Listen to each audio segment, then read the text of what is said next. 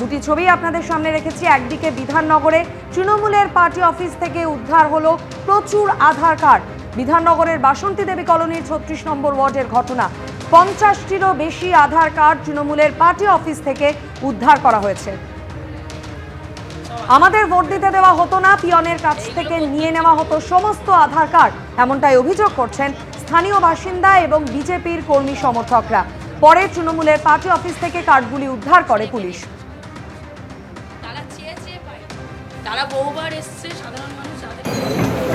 বিধাননগরে যখন তৃণমূলের party office থেকে ৫০টিরও বেশি আধার কার্ড উদ্ধার করার ঘটনা ঘটল, তখনই অন্যদিকে বীরভূমের কীর্ণাহারে এভাবেই মাঠে পড়ে থাকতে দেখা গেল ১০০রও বেশি ভোটার কার্ড।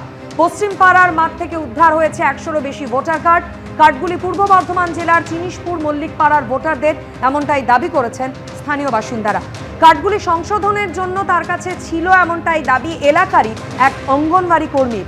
আর এই অঙ্গনওয়াড়ি কর্মীকে স্থানীয় বিএলও হিসেবে দায়িত্ব দেওয়া হয়, দাবি করেছেন স্থানীয়রা।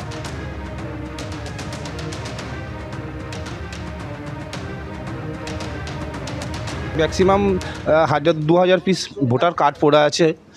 উনি বলছেন, পাশের বাড়ি একজন, উনি বলছেন যে ওনার বাড়ি এখানে ছিলেন না, এখানে কিছুদিন হলো এসছেন। উনি বলছেন যে উনি বিয়ালোরে কাজ করতেন।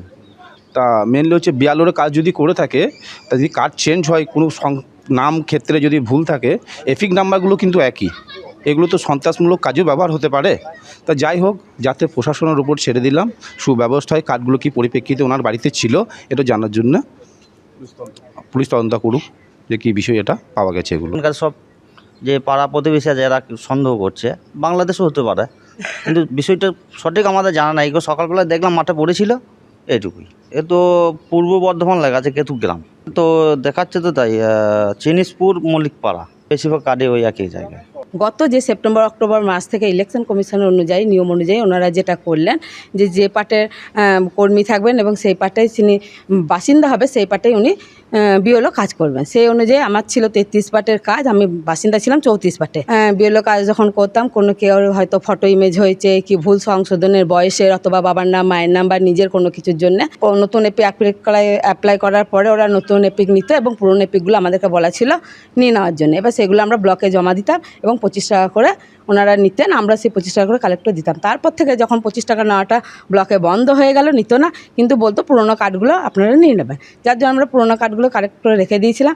এতদিন আমার কাছেই ছিল। যেহেতু বর্তমানে আমি আর ৩৩ পার্টি বিএলও নেই, অন্য একজন কর্মী আছেন, উনি হচ্ছেন সালেহার বেগম।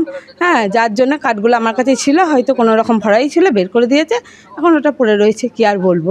না, আগে জমা অফিসেই হতো, ২৫ টাকা করে ওনারা নিতেন, তখন আমাদেরকে কার্ড গুনে নিতেন কতগুলো পিক দিলেন, ৮ নাম্বার ফর্মে সংশোধনে যতগুলো দিতেন ওনারা সেই অনুযায়ী রসিদ দিতেন। পুরোনো কার্ডগুলো কালেক্ট করতাম, রসিদ সমেত যতগুলো দিতেন তার সাথে মিলিয়ে দিয়ে আমরা জমা দিয়ে দিতাম। বীরভূমের কীর্ণাহারে এভাবেই মাঠের মধ্যে পড়ে রয়েছে ১০০রও বেশি ভোটার কার্ড।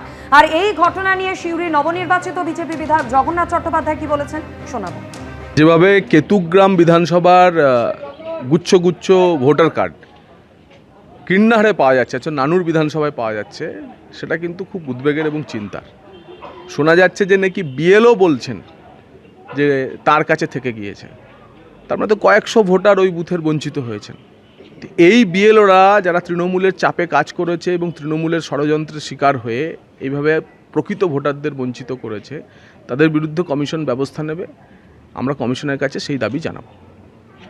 নিশ্চিতভাবে দেখতে হবে যে কেন এভাবে গুচ্ছ গুচ্ছ ভোটার কার্ড উদ্ধার হলো এবং ফেক এন্ট্রি হয়েছিল কিনা, তারই রহস্য তো উন্মোচন করতে হবে। এবং আমরা নির্বাচন কমিশনকে বলবো যে তারা যেন এটার তদন্ত করে এই কার্ডগুলি কোথা থেকে এলো, কিভাবে এলো, কার কাছে থাকার কথা, ফেক এন্ট্রি হয়েছিল কিনা, অন্য কোথাও জমা ছিল কিনা, সেটা দেখুক এবং ব্যবস্থা নিক। প্রয়োজনীয় সরকারি আধিকারিকদের বিরুদ্ধেও ব্যবস্থা নিতে হবে। বিধাননগরে তৃণমূলের পার্টি অফিসে উদ্ধার হয়েছিল আধার কার্ড, আর এবার গড়বেতা তৃণমূলের পার্টি অফিস থেকে উদ্ধার হলো ভোটার আইডি কার্ড। কার্যালয়ের ভিতরে থাকা আলমারি থেকে উদ্ধার হয়েছে প্রচুর ভোটার কার্ড, এমনকি জব কার্ডও। আর এত ভোটার কার্ড এলো কোথা থেকে, খতিয়ে দেখছে পুলিশ।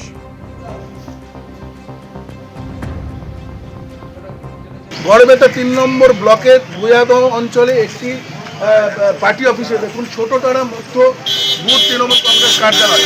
আমরা একটু কার্যালয়ের ভেতরে ঢুকবো, এই ভেতরে ঢুকলে প্রমাণ পাওয়া যাবে। এই যে কার্যালয় আপনারা দেখছেন, এই কার্যালয়ের ভেতরে যে আলমারি রয়েছে, এই আলমারি থেকে আজকে এখানকার কিছু মানুষ, সাধারণ মানুষ তারা যখন আসে এবং এই যে আলমারিটা এখন খুলে দেখা যায় যে অসংখ্য জব কার্ড এবং দেখা যায় ভোটার কার্ড, এখানে শয়ে ভোটার কার্ড আছে, হ্যাঁ, এবং অসংখ্য জব কার্ড রয়েছে।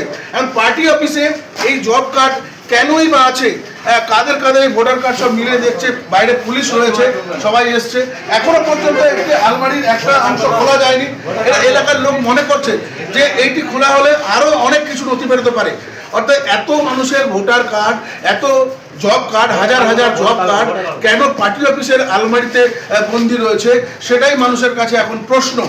পশ্চিম মেদিনীপুর থেকে সোমনাথ দাস, এবিপি আনন্দ।